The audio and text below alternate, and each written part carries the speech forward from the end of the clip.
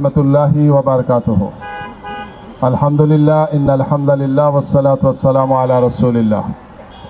বাংলাদেশ জামাত ইসলামী ঢাকা মহানগর দক্ষিণের শাহবাগ পশ্চিম থানার উদ্যোগে আয়োজিত মাহে রমাদানের আজকের এই সুন্দর পবিত্র আয়োজনের সম্মানিত সভাপতি, মঞ্চপ্রবিষ্ট সম্মানিত নেতৃবৃন্দ, উলামায়ে কেরাম, ছাত্র নেতৃবৃন্দ, সম্মানিত সাংবাদিক বন্ধুগণ, সুধী মণ্ডলী, সমাজে তো কমের জন্য নাম নিলাম না। সবাই ভালো আছেন আপনারা? না, আলহামদুলিল্লাহ। আমরা গভীর আগ্রহের সাথে অপেক্ষা করছি যে পুরো দিন আল্লাহ সুবহানাহু ওয়া তাআলা আমাদেরকে মাহে রমাদানের এই সুন্দর রোজার যে সুযোগ দিয়েছেন ইফতারের জন্য, আমরা ইফতারের জন্য অপেক্ষা করছি। আমরা সবাই মিলে দোয়া করব আল্লাহ সুবহানাহু ওয়া তাআলার কাছে যাতে আল্লাহ রাব্বুল আলামিন আমাদেরকে মাফ করেন, আমাদের দুনিয়া থেকে যারা আত্মীয় স্বজন বিদায় নিয়েছেন তাদেরকে যাতে মাফ করেন, তাদের কবরগুলোকে আল্লাহ যাতে জান্নাতের নূর দিয়ে পরিপূর্ণতা দান করেন। আমরা যারা জীবিত আছি অসুস্থদেরকে যাতে সুস্থতা দান করে, আর এই দেশটাকে যাতে আল্লাহ হেফাজত করে। ঠিক আছে না? এই দেশ এখন গভীর একটা সংকটের মধ্যে আছে। মধ্যপ্রাচ্যের যুদ্ধ, গত প্রায় 17-18 বছর ফেসিবাদের তাণ্ডবে বাংলাদেশ, তার অর্থনীতি, তার সমাজ, রাষ্ট্র, শিক্ষা সব কিছু ধ্বংস হয়ে গেছে।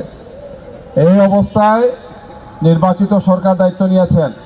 গতকালকে সংসদের প্রথম অধিবেশন ছিল, দেখেছেন আপনারা। আলহামদুলিল্লাহ, আমাদের স্টার্টিংটা ভালো হয়েছে, যদিও কিছু ত্রুটি বিচ্যুতি আছে।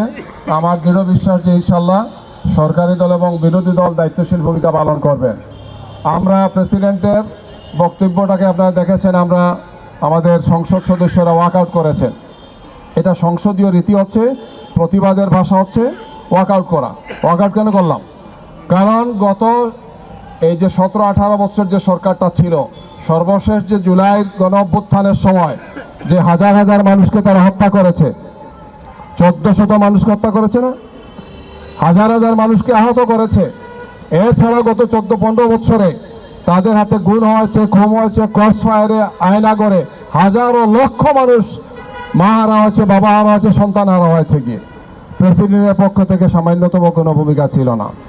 সুতরাং এই প্রেসিডেন্ট, আমরা মনে করি যে এই সংসদে তাকে নেওয়াই ঠিক হয় নাই। কি এই জন্য বিরোধী দলের পক্ষ থেকে আমরা সেটা প্রতিবাদ স্বরূপ ওয়াকআউট করেছিলাম। গিয়ে আমরা মনে করি যে এখন সময় এসেছে দায়িত্বশীল ভূমিকা পালনের। সরকারের দায়িত্বটা সবচেয়ে বেশি দায়িত্ব, জনগণ তাদেরকে ভোট দিয়েছে এবং তারা ক্ষমতায় গিয়েছেন, যেভাবে তারা ক্ষমতায় এখন আছেন। এখন তাদের দায়িত্ব হচ্ছে একটি সুষ্ঠু, সুন্দর, গণতান্ত্রিক বাংলাদেশ বিনির্মাণের জন্য। এবং এক্ষেত্রে গাড়ির দুটো চাকা ছাড়া যেমন একটা গাড়ি চলতে পারে না, ঠিক অনুরূপভাবে সরকারি দল এবং বিরোধী দলের যৌথ সমন্বয় লাগবে একটি দেশকে গণতান্ত্রিক প্রক্রিয়া উত্তরণের জন্য।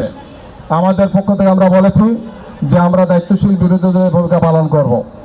আমরা সরকারের সমস্ত ইতিবাচক গঠনমূলক পদক্ষেপের জন্য আমরা সহযোগিতা করব। স্যার, কদিন ধরে কোমরে ব্যথা। এসপি হাসপাতালে চলে যাও। এসপি হাসপাতাল, প্রতিভাদীপ্ত চিকিৎসক ডক্টর এস চক্রবর্তী। অপারেশনবিহীন হাঁটু, কোমর, প্যারালাইসিস সহ আন্তর্জাতিক মানের চিকিৎসা ও রোগ মুক্তির নিশ্চয়তা। এসপি হাসপাতাল অত্যাধুনিক চিকিৎসা সেবায় অতুলনীয়। দেশ এবং জনগণের বিপক্ষে দাঁড়ালে আমরা অবশ্যই প্রতিবাদ করব, সংসদেও করব, রাজপথেও করব ইনশাআল্লাহ। আমরা এর পাশাপাশি বলতে চাই, এই সরকারের ভিত্তি হচ্ছে জুলাই গণ অভ্যুত্থান। আমাদের আবু সাইদ থেকে আরম্ভ করে শহীদ হাদি পর্যন্ত দীর্ঘ এই সময় যারা শহীদ হয়েছেন, আহত হয়েছেন, এদের রক্তের উপর এই সংসদ হয়েছে, এই বাংলাদেশ হয়েছে গিয়ে। সুতরাং জুলাই জাতীয় সনদ 2025-এর সমস্ত ব্যবস্থাপনাগুলোকে, সমস্ত জাতীয় নির্বাচন হয়েছে গণভোটের মাধ্যমে, যেটার আইনি ভিত্তি অলরেডি হয়েছে, জনগণের 2/3 মেজরিটি ভোট পেয়ে যেটি পাশ হয়েছে, সেটাকে অবশ্যই কার্যকর করা লাগবে। এবং এটি আগামীর ফেসিবাদ ঠেকানোর জন্যে, গণতান্ত্রিক বাংলাদেশ নির্মাণের জন্যে, বৈষম্যমূলক বাংলাদেশ থেকে বাঁচার জন্য, একটি সুন্দর বাংলাদেশ নির্মাণের জন্য আর কোনো বিকল্প নাই।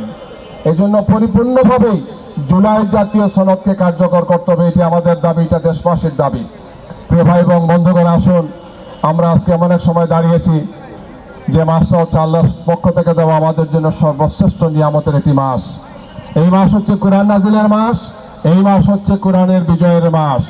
কোরআনের কারণেই আল্লাহ রাব্বুল আলামিন তার প্রিয় হাবিবকেও দিয়েছেন, সাথে কোরআন দিয়েছেন। শুধু নবী দিলেই পারতেন, আল্লাহ নবীকে দেওয়ার সাথে সাথে, রসুল দেওয়ার সাথে সাথে কোরআন দিয়েছেন।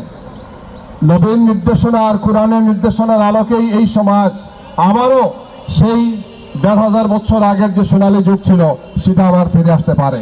আমরা এই ধরনের একটি মানবিক এবং ইনসাফপূর্ণ সমাজ প্রতিষ্ঠার জন্য কোরআনের সাথে আমাদেরকে সম্পর্ক করতে হবে, কোরআনের পাশে আমাদেরকে ফিরে যেতে হবে। মুসলমানদের জন্য, হিন্দুদের জন্য, সব ব্যবস্থার জন্যই আল্লাহর পক্ষ থেকে দেওয়া এই বিধানে সবার জন্য সুন্দর ব্যবস্থা আছে। আমরা একটি গণতান্ত্রিক, একটি নিয়মতান্ত্রিক, একটি মানবিক, একটি ইনসাফপূর্ণ সমাজ প্রতিষ্ঠার জন্য আমরা আন্দোলন করেছি। সেই আন্দোলন এখন অব্যাহত আছে। হাদিদের সেই আন্দোলন, আবু সাইদদের আন্দোলন, মুগ্ধদের সেই আন্দোলন, আবরার ফাহাদদের সেই আন্দোলন এখন অব্যাহত থাকবে। আসুন আমরা কোরআনের ভিত্তিতে, ইনসাফের ভিত্তিতে একটি সুন্দর সমাজ প্রতিষ্ঠার জন্য সবাই চেষ্টা করি, সবাই কাঁধে কাঁধ মিলে কাজ করি। সরকারি দল, বিরোধী দল, দেশবাসী, উলামায়ে কেরাম, দায়িত্বশীল ব্যক্তি সবাই স্ব অবস্থান থেকে আমরা সেই ভূমিকা পালন করবো ইনশাআল্লাহ। আগামীর বাংলাদেশ হবে ইনসাফপূর্ণ বাংলাদেশ। আগামীর বাংলাদেশ হবে ক্ষুধামুক্ত, দারিদ্র্যমুক্ত, সন্ত্রাসমুক্ত, আয়নাঘর মুক্ত, বৈষম্য মুক্ত, চাঁদা মুক্ত বাংলাদেশ। সেই বাংলাদেশ গড়ার আহ্বান জানিয়ে আমার কথা শেষ করছি। সবাইকে ধন্যবাদ। আসসালামু আলাইকুম।